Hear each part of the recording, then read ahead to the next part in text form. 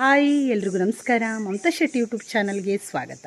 ಇವತ್ತಿನ ವಿಡಿಯೋದಲ್ಲಿ ನಾನು ಜಾಸ್ತಿ ಕಫ ಮತ್ತು ಕೆಮ್ಮ ಇವಾಗ ಜಾಸ್ತಿ ಆಗಿಬಿಟ್ಟಿದೆಯಲ್ಲ, ಎಲ್ಲಿ ಕಂಡ್ರೂ ಕಫ ಎದೆಯಲ್ಲಿ ಕಟ್ಬಿಟ್ಟಿದೆ. ಆಮೇಲೆ ಚಿಕ್ಕ ಮಕ್ಕಳಿಗೆ ಹೊಟ್ಟೆ ನೋವು ಸಮಸ್ಯೆ ಜಾಸ್ತಿ, ಗ್ಯಾಸ್ಟ್ರಿಕ್ ಸಮಸ್ಯೆ ಎಲ್ಲ ಇವಾಗ ಜಾಸ್ತಿ ಆಗಿಬಿಟ್ಟಿದೆ.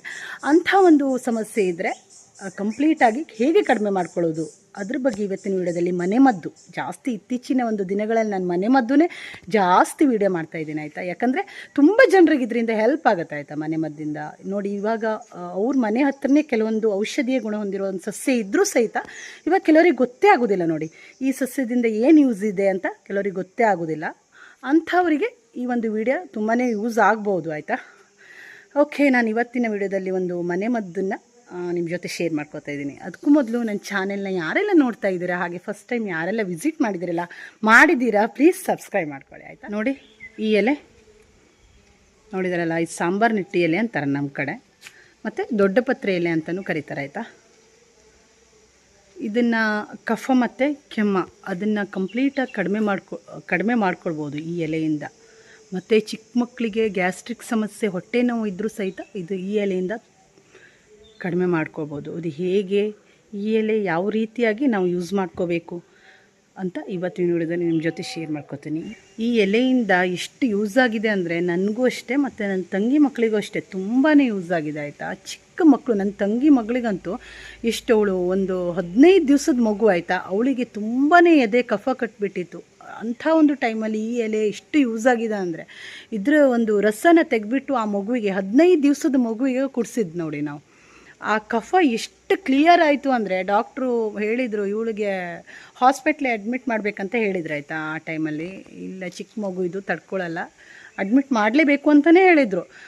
ಅಂಥ ಟೈಮಲ್ಲಿ ಈ ಒಂದು ಎಲೆಯ ರಸವನ್ನು ಕುಡಿಸ್ಬಿಟ್ಟು ಆ ಕಫನ ಕಂಪ್ಲೀಟಾಗಿ ತೆಗೆದ್ಬಿಟ್ಟಿದ್ರು ಆ ಟೈಮಲ್ಲಿ. ಒಂದು 3-4 ಡೇಸಲ್ಲಿ ಆ ಮಗು ಫುಲ್ ಕಫನ, ಆ ಮಗುವಿನ ಎದೆಯಲ್ಲಿರೋ ಕಫ ಕಂಪ್ಲೀಟಾಗಿ ಕರಗಿಸ್ಬಿಡ್ತು ಈ ಒಂದು ಎಲೆಯ ರಸ. ಆ ಡಾಕ್ಟ್ರಿಗೆ ಶಾಕ್ ಆಯಿತು, ಈ ಒಂದು 3-4 ಡೇಸಲ್ಲಿ ಹೇಗೆ ಎದೆ ಕಫನ ಕರಗಿಸಿದ್ರ ಅಂತ ಕೇಳಿದರು. ಅವ್ರಿಗೆ ಒಂಥರ ಶಾಕ್ ಆಯಿತು. ಬಟ್ ಅಂಥ ಪವರ್ಫುಲ್ ಲೀವ್ಸ್ ಅಂತಲೇ ಹೇಳ್ಬೋದು. ಇದು ಸಾಂಬಾರು ನೆಟ್ಟಿ ದೊಡ್ಡ ಪತ್ರೆ ಎಲೆ ಆಯಿತಾ. ಇದನ್ನು ಯೂಸ್ ಮಾಡೋದು ಮಾತ್ರ ಎಲ್ಲರೂ ಕಲ್ತ್ಕೋಬೇಕಾಯ್ತಾ. ಯಾಕಂದರೆ ಚಿಕ್ಕ ಮಕ್ಕಳಿರೋ ಮನೇಲಂತೂ ಇದು ಬೇಕೇ ಬೇಕು. ಚಿಕ್ಕವರಿಂದ ದೊಡ್ಡವ್ರ ತನಕ ಇದು ತುಂಬಾ ಹೆಲ್ಪ್ ಆಗುತ್ತೆ. ಚಿಕ್ಕ ಮಕ್ಕಳಿಗಂತೂ ಕೇಳೋದೇ ಬೇಡ, ಅಷ್ಟೊಂದು ಪವರ್ಫುಲ್ ಅಂತಲೇ ಹೇಳ್ಬೋದು ಈ ದೊಡ್ಡ ಪತ್ರೆ ಎಲೆ. ನನ್ನ ಮಕ್ಕಳಿಗೂ ಅಷ್ಟು ತುಂಬ ಹೆಲ್ಪ್ ಆಗಿದೆ ಈ ಎಲೆಯಿಂದ. ಚಿಕ್ಕ ಪುಟ್ಟದಕ್ಕೆಲ್ಲ ಹಾಸ್ಪಿಟ್ಲಿಗೆ ಯಾರು ತೊಗೊಂಡು ಹೋಗೋದಿಲ್ಲ ಅಲ್ಲ, ಇಂಥ ಒಂದು ಮನೆಮದ್ದನ್ನೆಲ್ಲ ಕಲ್ತ್ಕೊಂಡಿರಬೇಕು. ಅಂಥ ಟೈಮಲ್ಲಿ ನಮ್ಗೆ ಯೂಸ್ ಆಗುತ್ತೆ ನೋಡಿ. ನನ್ನ ಮಕ್ಕಳಿಗೆ ಗ್ಯಾಸ್ಟ್ರಿಕ್ ಸಮಸ್ಯೆ ಆಗಿರ್ಬೋದು, ಹೊಟ್ಟೆ ನೋವು ಆಗಿರ್ಬೋದು, ಕಫ ಕೆಮ್ಮ ಈ ಥರ ಒಂದು ಪ್ರಾಬ್ಲಮ್ ಜಾಸ್ತಿ ಇದ್ರೆ ನಾನು ಇದನ್ನೇ ತುಂಬ ಯೂಸ್ ಮಾಡೋದು. ಇದನ್ನೇ ನೋಡಿ, ನಾನು ಇದನ್ನು ಹೇಗೆ ಯೂಸ್ ಮಾಡೋದಂತ ಇವತ್ತಿನ ವಿಡಿಯೋದಲ್ಲಿ, ಹೇಗೆ ನಾವು ರೆಡಿ ಮಾಡೋದಂತ ಇವತ್ತಿನ ವಿಡಿಯೋದಲ್ಲಿ ನಾನು ನಿಮ್ಮ ಜೊತೆ ತೋರಿಸ್ಕೊಡ್ತೀನಿ. ಓಕೆನಾ, ಸ್ಕಿಪ್ ಮಾಡೋಕ್ಕೋಗಬೇಡಿ ಯಾವ ಕಾರಣಕ್ಕೂ ಆಯಿತಾ. ಓಕೆ, ಫಸ್ಟು ದೊಡ್ಡ ಪತ್ರೆ ಎಲೆನ ಒಂದು 2-3 ಸಲ ನಾವು ವಾಶ್ ಮಾಡ್ಕೋಬೇಕು ಕ್ಲೀನಾಗಿ. ನೆಕ್ಸ್ಟು ಈಗ ದೋಸೆ ಎರಿತಾರಲ್ಲ, ಆ ತವದ ಮೇಲೆ ಇದನ್ನು ಫ್ರೈ ಮಾಡ್ಕೋಬೇಕಾಯ್ತಾ. ಅದನ್ನು ದೋಸೆ ಇರೋ ತವನ ಫುಲ್ ಬಿಸಿ ಮಾಡ್ಕೋಬೇಕು ಗ್ಯಾಸ್ ಮೇಲೆ, ಲೋ ಫ್ಲೇಮಲ್ಲಿ ಇದನ್ನು ನಾವು ಫ್ರೈ ಮಾಡ್ಕೋಬೇಕಾಗುತ್ತೆ ಈ ದೊಡ್ಡ ಪತ್ರೆ ಎಲೆನ. ನೋಡಿ ಬ್ಯಾಕ್ ಮತ್ತು ಫ್ರಂಟು ಸೇಮ್ ಫ್ರೈ ಮಾಡ್ಕೋಬೇಕಾಯ್ತಾ. ಈಗ ಅರ್ಧಂಬರ್ಧ ನಾವು ಫ್ರೈ ಮಾಡಿಬಿಟ್ಟು ತೆಗಿಬಾರ್ದು. ಸೊ ಬ್ಯಾಕ್ ಮತ್ತು ಫ್ರಂಟು ಸೇಮ್, ಯಾವುದೇ ಹಸಿ ಇರಬಾರ್ದು. ನೋಡಿ ವೈಟ್ ತೋರುತ್ತಲ್ಲ, ಆ ಥರ ವೈಟ್ ಕಾಣಿಸ್ಕೋಬಾರ್ದು. ನಾವು ಈ ಎಲೆಯ ರಸವನ್ನು ತೆಗಿಬೇಕಿದ್ರೆ ಕ್ಲೀನಾಗಿ ನಾವು ಫ್ರೈ ಮಾಡ್ಕೋಬೇಕಾಯ್ತಾ.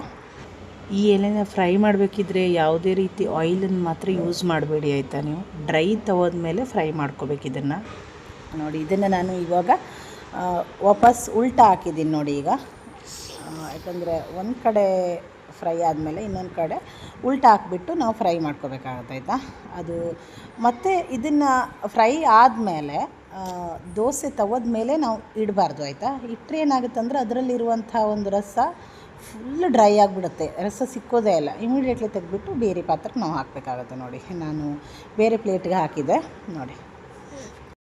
ಮಕ್ಕಳಿಗೆ ಗ್ಯಾಸ್ಟ್ರಿಕ್ಕು, ಹೊಟ್ಟೆ ನೋವೆಲ್ಲ ಸಮಸ್ಯೆ ಇದ್ದರೆ ಫ್ರೈ ಆಗಿರೋ ಎಲೆನ ಒಂದು 2 ನಿಮಿಷ ಈ ಥರ ಇಡಿ ಹುಕ್ಕೊಳ್ಳೋದ ಮೇಲೆ ಆಯಿತಾ. ಇಟ್ಬಿಟ್ಟು ನೆಕ್ಸ್ಟು ಅದೇ ಎಲೆನ ಚೂಟ್ಬಿಟ್ಟು ಅದ್ರದ್ದು ರಸವನ್ನು ಆ ಹೊಕ್ಕಳಕ್ಕೆ ನೀವು ಹಾಕಬೇಕಾಗತ್ತೆ ಆಯಿತಾ.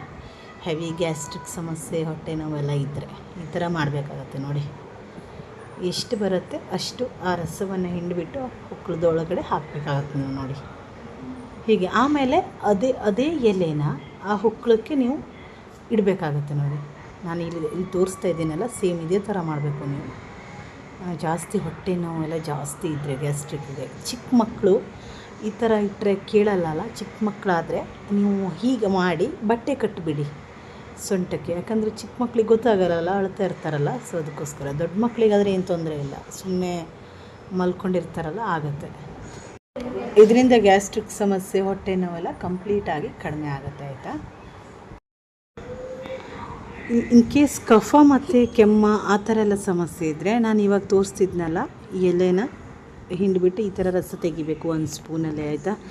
ಈಗ ಯಾವ ಕಾರಣಕ್ಕೂ ನೀವು ಈ ಎಲೆನ ಜಜ್ಜಕ್ಕೆ ಹೋಗಬೇಡಿ, ಏನಂದರೆ ಕಲ್ಲಲ್ಲೆಲ್ಲ ಜಜ್ಜಿಬಿಟ್ಟು ರಸ ತೆಗಿಯೋದು ಆ ಥರ ಎಲ್ಲ ಮಾಡೋಕ್ಕೆ ಹೋಗಬೇಡಿ, ಆಯಿತಾ. ನಾನೀಗ ಮಾಡಿದ್ನಲ್ಲ ಕೈಯಲ್ಲೇ ಮಾಡ್ಕೊಳ್ಳಿ, ಕೈಯಲ್ಲೇ ನೀವು ರಸನ ತೆಕ್ಕೋಬೇಕಾಯ್ತಾ. ನೋಡಿ ಇವಾಗ 1 ಸ್ಪೂನ್ ರಸ ಆಗಿದೆ ನೋಡಿ, 5 ml ಇದೆ, ಆಯಿತಾ. ಇದು ಚಿಕ್ಕ ಮಕ್ಕಳಿಗೆ ಜಾಸ್ತಿ ಕಫ ಇದ್ದರೆ, ಹೆವಿ ಇದ್ದರೆ ದಿನಕ್ಕೆ 2 ಸಲ ಹಾಕಿ, ಲೈಟ್ ಆಗಿದ್ದರೆ ದಿನಕ್ಕೆ 1 ಸಲ ಹಾಕಿದ್ರೆ ಸಾಕಾಯ್ತಾ. ನೋಡಿ ನಾನು ತೋರಿಸಿದ್ನಲ್ಲ, ಇವಾಗ ಚಿಕ್ಕ ಮಕ್ಕಳಿಗಾದರೆ 5 ml ಸಾಕಾಯ್ತಾ. ಅದೇ ನಮ್ಮ ದೊಡ್ಡವರಿಗಾದರೆ, ನಮ್ಮಷ್ಟು ದೊಡ್ಡವರಾದರೆ 10 ml ಹಾಕಬೇಕಾಗತ್ತೆ. ಕಫ ಮತ್ತು ಕೆಮ್ಮ ಎಲ್ಲ ಕಂಪ್ಲೀಟಾಗಿ ಕಡಿಮೆ ಆಗುತ್ತೆ, ಆಯಿತಾ. ಸೊ ಹೊಟ್ಟೆ ನೋವು ಬಂದರೆ ಸೇಮ್ ನಾನು ತೋರಿಸಿದ್ನಲ್ಲ ಅದೇ ರೀತಿ ಸೇಮ್ ಮಾಡಿ. ಎದೆಲೆಲ್ಲ ಜಾಸ್ತಿ ಕಫ ಕಟ್ಟಿದರೆ ಮತ್ತು ಜಾಸ್ತಿ ಕೆಮ್ಮೆಲ್ಲ ಆ ಥರ ಇದ್ದರೆ ದಿವಸಕ್ಕೆ 1 ಸಲ ನೀವು ಹಾಕಲೇಬೇಕು ಚಿಕ್ಕ ಮಕ್ಕಳಿಗೆ. ದೊಡ್ಡವ್ರಿಗಾದರೂ ಅಷ್ಟೇ, ದಿವಸಕ್ಕೆ 2 ಸಲ ಬೆಳಿಗ್ಗೆ ಮತ್ತು ಸಂಜೆ ತಗೋಬೇಕು. ಕಂಪ್ಲೀಟಾಗಿ ಕೆಮ್ಮ ಮತ್ತು ಕಫ ಕಡಿಮೆ ಆಗೋ ತನಕ ತಗೋಬೇಕಾಯ್ತು.